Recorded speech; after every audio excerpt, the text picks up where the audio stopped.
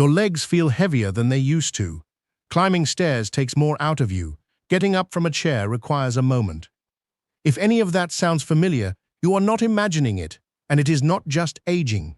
It is a measurable biological process called sarcopenia, and it is stealing your strength right now, even if you feel fine. But here's what changes everything. It is reversible at any age, including yours. The American College of Sports Medicine published data showing that adults over 60 lose between 3 and 5% of their muscle mass every single decade, and that rate accelerates after 70. But the same research confirms something most people never hear. Targeted intervention can rebuild functional leg strength at 80, at 85, even at 90. Not maintenance, rebuilding. By the end of this video, you will know exactly what is causing the muscle loss, which specific strategies reverse it, and what to do starting tonight. Type your age in the comments right now, just the number. I read every single one, and if you find this useful, subscribe. I put out evidence-based health information every single day, the kind your doctor simply does not have time to give you. Here's the research foundation. The University of Nottingham ran a trial published in the Journal of Physiology tracking muscle protein synthesis in adults aged 60 to 80. What they found reshaped how we think about aging and strength. The researchers discovered that older muscle is not broken. It is understimulated and underfueled. That distinction matters enormously. Clarence was 74 when his physiotherapist told him his quadriceps had the strength profile of someone a decade older. He described his legs as feeling like they belonged to someone else, weak, slow to respond, with a trembling sensation when he climbed anything steeper than a gentle slope. His grip strength had dropped, his balance had deteriorated. His doctor told him it was simply the natural course of things. Clarence was not satisfied with that answer.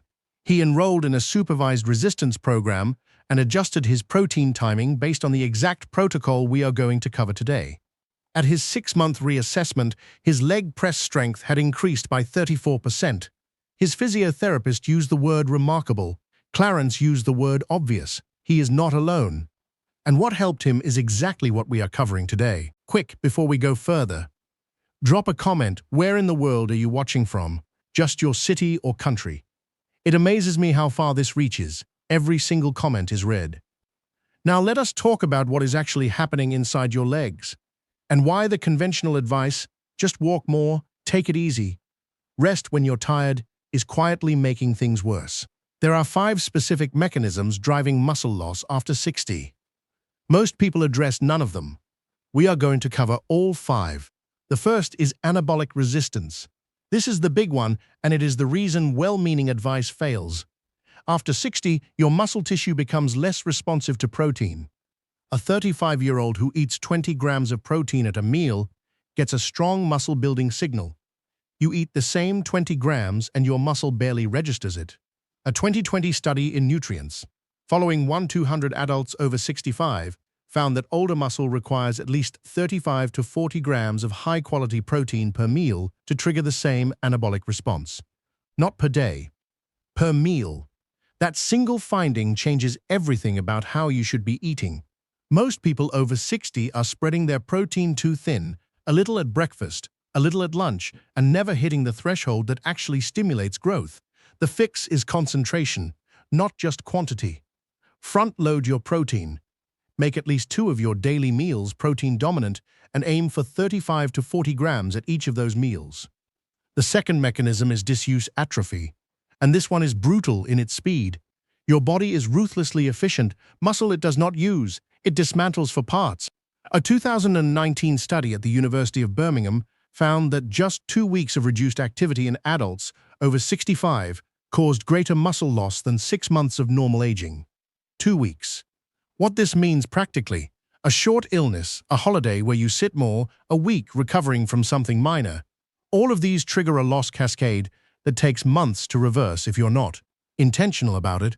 But here's what nobody tells you about that. The solution is not intensity, it is consistency and load. Even modest resistance, bodyweight squats, sit-to-stand exercises from a chair, stair climbing with intention, signals your muscle tissue to hold on. The signal has to be regular. 3 times a week is the minimum. Every day is better. If you have tried exercise before and it did not seem to make a difference.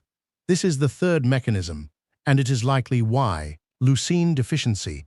Leucine is an amino acid, specifically the trigger amino acid for muscle protein synthesis. Without enough leucine, your body cannot start the building process regardless of total protein consumed. The threshold is 2.5 to 3 grams of leucine per meal. Chicken breast, eggs, Greek yogurt, and whey protein all contain strong leucine concentrations. Plant-only diets, while healthy in many ways, often fall short of the leucine threshold without careful planning. Stay with me, because in about 60 seconds I'm going to show you something about the timing of your exercise and your protein that most people never connect, and it will change how effective everything else in this video becomes. The fourth mechanism is chronic low-grade inflammation. This one operates silently.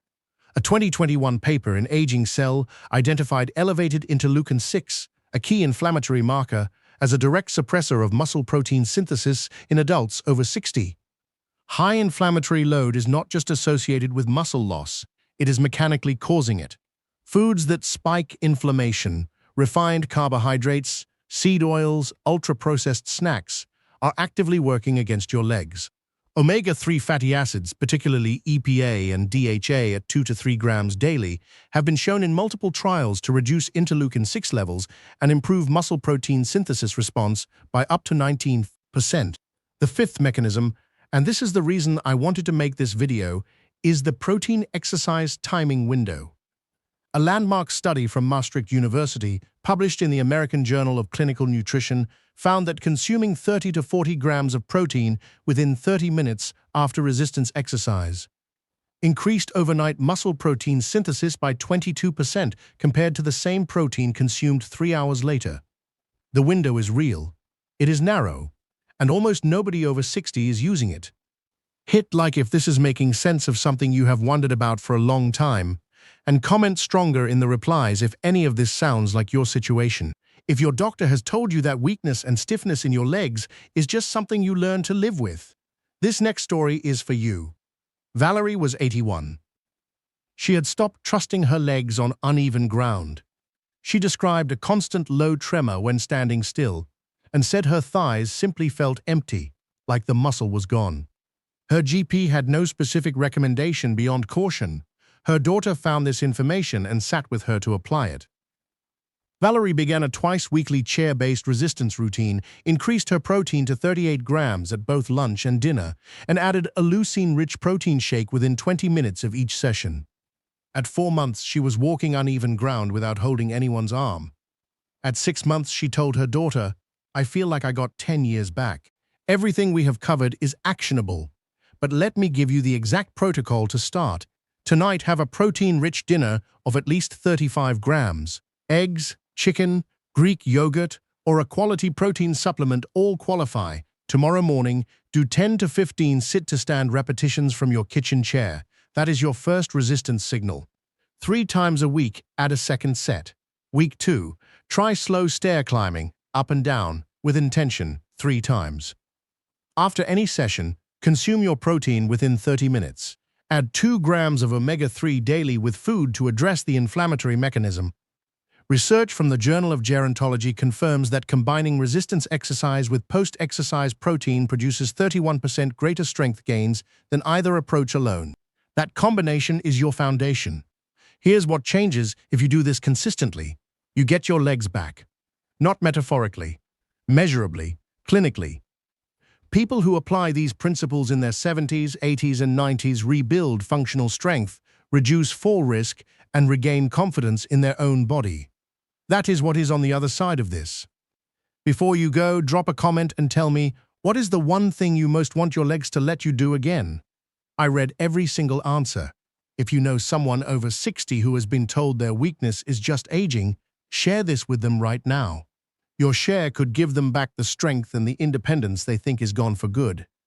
And if this video helped you, YouTube is showing you another one of my videos right now that goes even deeper on exactly what to eat to protect your muscles and your balance every single day. Click it.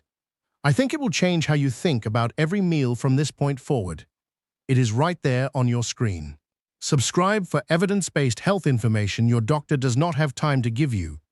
New video every single day. This video is for educational purposes only. It is not medical advice. Always consult your healthcare provider before making any changes to your diet or exercise routine.